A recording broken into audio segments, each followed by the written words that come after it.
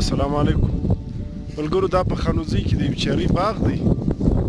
دونه ډکه چېرۍ ما تر اوسه نه دي لیدلې ماشاءالله ډېر ښایستې چېرۍ دي تر اوسه لا پوره پخې نه دي یوه وکې توره ده دا ته یې وینئ دا چېرۍ انتهایي ډېرې ډکې دي ماشاءالله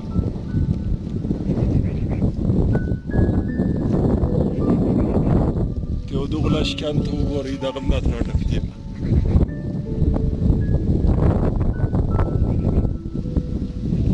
سبحان الله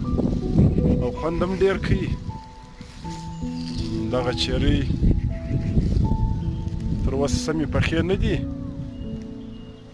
نو باغ یې ماشاءالله درخت یې ډېره ډکه دا د چېرېو ډېر ښایسته تر ګردو غټ باغ دغه دی په خانوزۍ کې تقریبا یو 2-3 سوه درخته ده